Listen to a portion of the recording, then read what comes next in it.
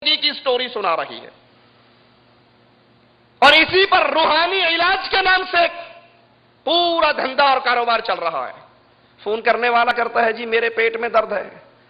مجھے یاد آتا ہے پاکستان کے اندر ایک پیر صاحب تھے، ان کے مرید بڑھتے گئے۔ پہلے وہ بوتلوں پہ دم کر کے پھونک مارا کرتے تھے، پھر مرید زیادہ ہو گئے، اب ایک ایک بوتل کو کھول کے پھونک مارنا مشکل ہو گیا۔ تو وہ پیر صاحب دم کرنے کے لیے جب بیٹھتے تو کہتے اپنی اپنی بوتلوں کا ڈھکن کھول لو۔ وہ ڈھکن کھول لیتے، یہ دم کر کے سپیکر میں پھونکا مارتے۔ اب ڈھکن کھلے میں ہر بوتل کے اندر ان کی پھونک پہنچ گئی۔ معاملہ زمانہ ترقی کر رہا ہے تو وہ پیر پھونکے شاہ سے اب باقاعدہ چینل کے اوپر پھونکے چلتے ہیں۔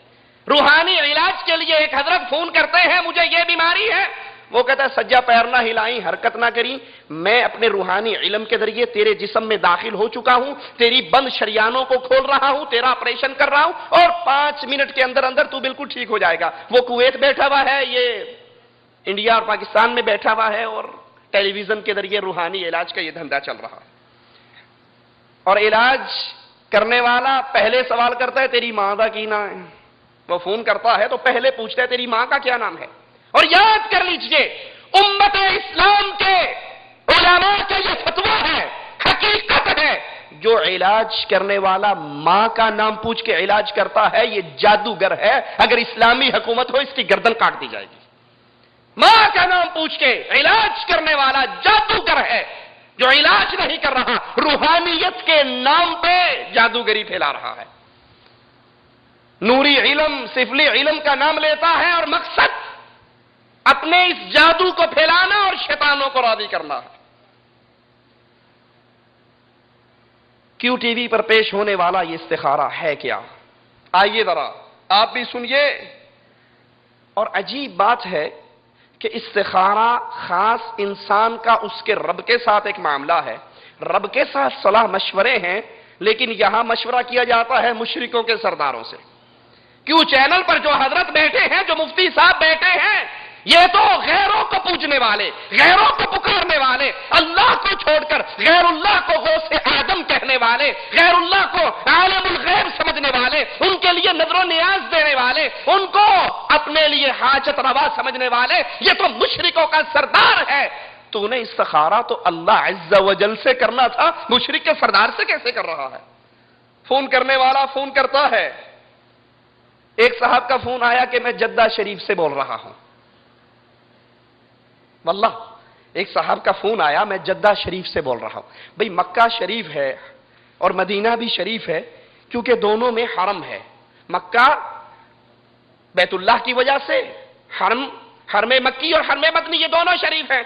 یہ جدہ شریف پتہ نہیں کس قبیل سے ہے، لگتا ہے یہ وہ چاہتا ہوگا جس طرح ہمارا ملتان شریف، پاک پتن شریف، اجمیر شریف ہے، جس طرح وہ شریف ہیں، یہ یہاں جدہ کے اندر بھی وہی شرافت ہے۔ جس طرح وہاں کاروبار دھندے درباروں کے نام پہ چلتے ہیں، اسی طرح جدہ کے اندر بھی اہل شرک چاہتے ہیں کہ وہی قبر پرستی کے منظر نظر آئے۔ اللہ رحمت کرے محمد بن عبد الوہاب نجدی رحمت اللہ علیہ پر، اللہ راضی ہو محمد بن سعود رحمت اللہ علیہ سے، جنہوں نے اس دھرتی کو قبر پرستی سے پاک کیا۔ اس دھرتی کو جس پہ قبر لسوڑی شاہ کی نہیں تھی، پھسوڑی شاہ کی نہیں تھی، کوڑے شاہ کی نہیں تھی، چوپ شاہ اور اٹ شاہ کی نہیں تھی، کاما والی سرکار کی نہیں تھی، یہاں پر قبر محمد کے صحابہ کی تھی۔ پاک کیا اس دھرتی کو، اللہ راضی ہو امام عبدالعزیز آل سعود رحمت اللہ علیہ سے، جس نے اس دھرتی کو پاک اور صاف کیا قبر پرستی کے شرک سے۔ اور اللہ جزائے خیر دے ملک عبداللہ حافظہ اللہ کو، جس کی حکومت کے اندر اس پاک دھرتی کو قبر پرستی کے فتنے سے پاک رکھا گیا، اور اللہ اس دھرتی کو ہمیشہ پاک رکھے۔ مشرکوں کا یہ خواب کبھی پورا نہ ہو۔ وہ تو چاہتے ہیں جیسے ہمارے ملکوں میں ملتان چلے جاؤ 1.25 لاکھ ولیوں کے دربار، اس گلی میں دربار ہے، اس گلی میں دربار ہے، اور کہتے ہیں یہ مدینہ الاولیاء ہے، مدینہ الاولیاء ہے۔ میں کہتا ہوں یہ مدینہ الاولیاء نہیں، رب محمد کی قسم یہ مدینہ الشرک ہے، جہاں یہ پیشانی مالک کے سامنے نہیں جھکتی، ننگوں کے سامنے جھکتی ہے، منگتوں کے سامنے جھکتی ہے، کلاشوں کے سامنے جھکتی ہے۔ جی چاہتا ہے ان کا کہ جدہ بھی شریف ہو، فون کرنے والا کہتا ہے جی میں جدہ شریف سے بات کر رہا ہوں، میرا کاروبار نہیں چل رہا، میرے لیے کیا حکم ہے؟ پردے کے پیچھے ایک بیٹھا ہوا، یہ حضرت جنید اقبال صاحب بالکل سامنے ہے سکرین پہ، اور پھر پردہ پڑا ہے، پردے کے پیچھے چھپ کر بیٹھا ہے، وہ کرسی گھماتا ہے کہ جی آپ کیا فرماتے ہیں حضرت؟ وہ کہتا ہے کہ آپ پر کوئی جادو نہیں ہے، آپ پہ کوئی بندش نہیں ہے، اور جہاں آپ کاروبار کر رہے ہو کرتے رہو، بالکل ٹھیک ہے۔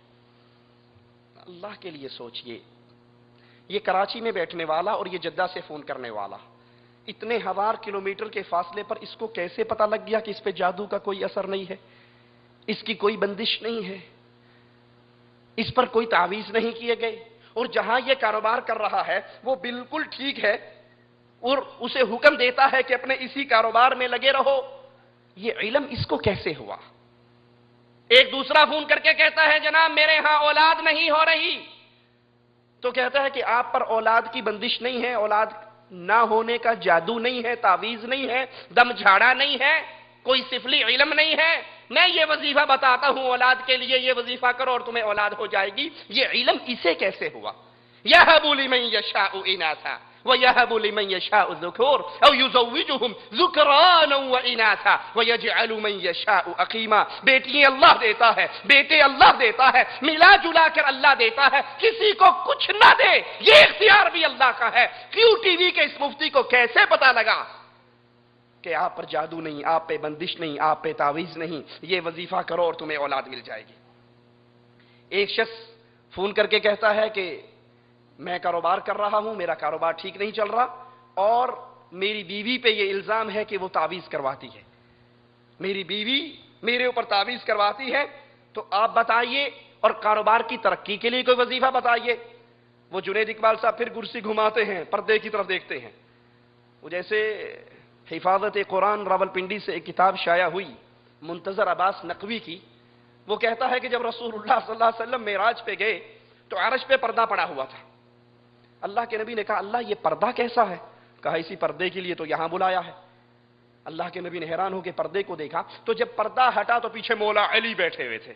کہا اسی کی ولایت بتانے کے لیے یہاں عرش پہ بلایا ہے کہ اب جا کر پوری دنیا کو بتاؤ مولا علی کی ولایت مانو گے تو مسلمان، نہیں مانو گے تو کافر۔ یہ حضرت بھی گھومتے ہیں پردے کے پیچھے، تصویر نظر نہیں آتی، پردہ نظر آ رہا ہے، اور کہتے ہیں حضرت آپ کیا فرماتے ہیں؟ اور وہ اندر سے آواز لگاتا ہے آپ پر جادو نہیں، آپ پہ تعویذ نہیں، آپ پہ بندش نہیں، یہ وظیفہ کر لو اور آپ کا کاروبار ٹھیک چلے گا۔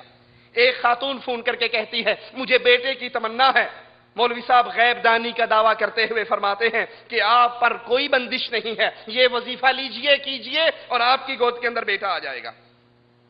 یہ تو ہم نے دیکھا اور سنا تھا کہ ڈاکٹر مریض کی نبض دیکھ کر، اس کی طبیعت اور حالت دیکھ کر اس کی بیماری کی تشخیص کر کے علاج کرتے ہیں۔ یہ مفتی کیو ٹی وی کا منظر پہلی مرتبہ دیکھا ہے، جو نہ نبض دیکھتا ہے نہ مریض دیکھتا ہے، ٹیلی فون کی تار پہ ہاتھ رکھ کے بتا دیتا ہے اس کے پیٹ میں درد ہے، اس کی اولاد نہیں ہو رہی، اس کا کاروبار بند ہے۔ یہ غیب کی خبر، واللہ یہ ہنسنے کا مقام نہیں ہے، رب محمد کی قسم یہ رونے کا مقام ہے۔ آج اللہ کی صاف سچی سچی توحید کے اندر اہل شرک اس طرح شرک کی ملاوٹ کر رہے ہیں، یہ مقام ہنسنے کا نہیں ہے، اہل ایمان یہ رونے کا مقام ہے، یہ وہ جذبہ صدیقی دوبارہ جگانے کا مقام ہے۔ گزر رہے مدینے کی گلی سے ایک یہودی نے کہا اللہ فقیر ہے، ہم سے چندے مانگتا ہے۔ ابو بکر اٹھے اور اس کے چہرے پہ تھپڑ مارا۔ اس نے آ کر رسول اللہ کو شکایت کی، اللہ کے نبی کو کہا صدیق اکبر نے یا رسول اللہ صلی اللہ علیہ وسلم، اس نے میرے اللہ کی توہین کی تھی، اور مواحد اپنے رب کی توہین کو برداشت نہیں کیا کرتا۔ وہ انکار کر گیا۔ آقا نے کہا صدیق گواہ تو لے کر آؤ۔ اگر اہل ایمان اللہ کی توحید کے لیے غیرت کھاتا ہے، عرش والا ایسے مواحدوں کو ذلیل نہیں ہونے دیتا۔ آسمان سے جبرائیل اتر آئے، اے نبی صدیق اکبر کی صداقت پہ گواہی دینے والا اگر دھرتی پہ کوئی نہیں، عرش بری سے اس کا اللہ اس کی گواہی دیتا ہے۔ یہ اللہ کی وہ سچی اور صاف توحید، جس توحید کی دعوت کے لیے محمد کے دانت شہید ہوئے تھے صلی اللہ علیہ وسلم۔